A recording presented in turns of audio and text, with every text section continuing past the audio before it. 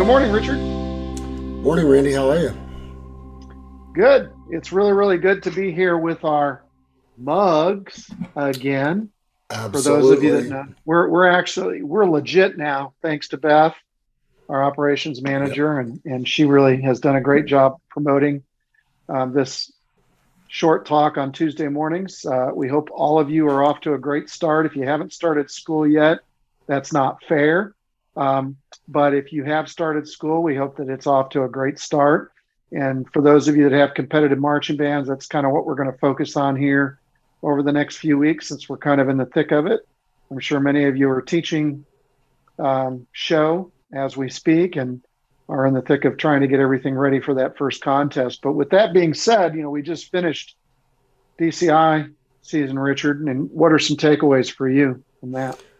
Well, first of all, congratulations, to all the members and the staffs and management of all the different drum corps, because I think, especially coming out of the COVID situation, I think the corps were magnificent in what they did and how they put things back on the field and really got DCI going.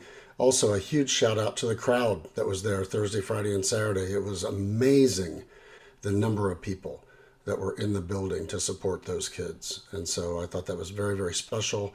Thought DCI did a great job of making it all happen. I just, I think as we watch as band directors, it's a great way to get some ideas and get some resources. I think I would just caution everyone to remember that those shows that you watch did take months and months and months and months of work to put on the field.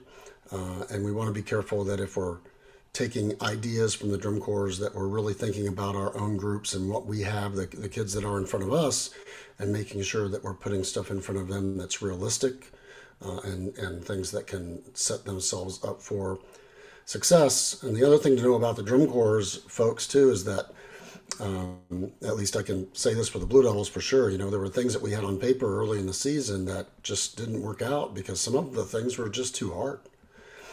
So you have to make sure it's realistic for the students.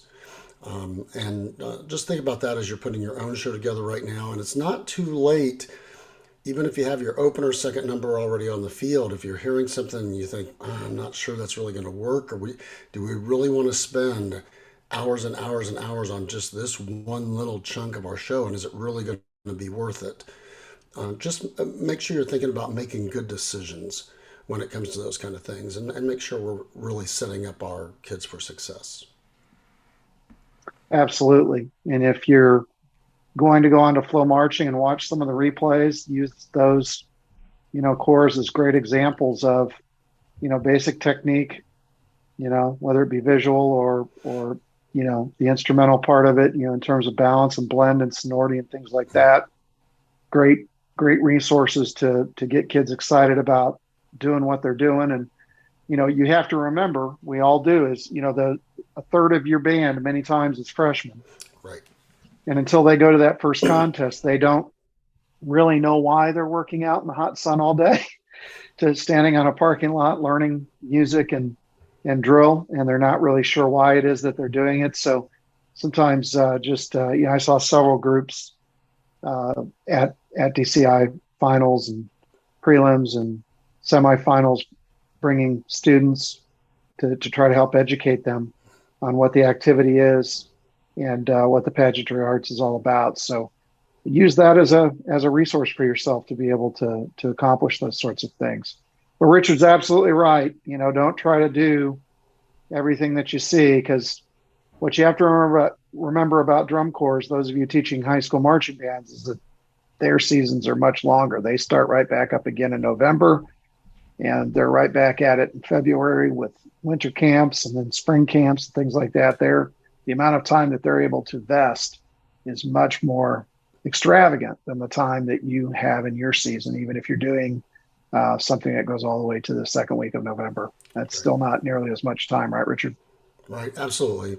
And like Randy said, we certainly want to learn as much as we can.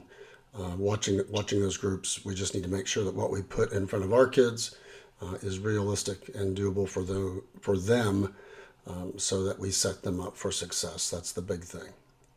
Yep. So tune in next week for another round of coffee talk as we continue our discussions centered around the marching arts over the next few weeks. And take care of your students, take care of yourselves. Make sure you don't, overdo it, and give yourself some good decompression time as you work hard over the next few weeks to learn your show and go to that first contest. We certainly appreciate you joining us this morning, and we wish you the very best for a great rest of your week. Have a great start to school, everybody.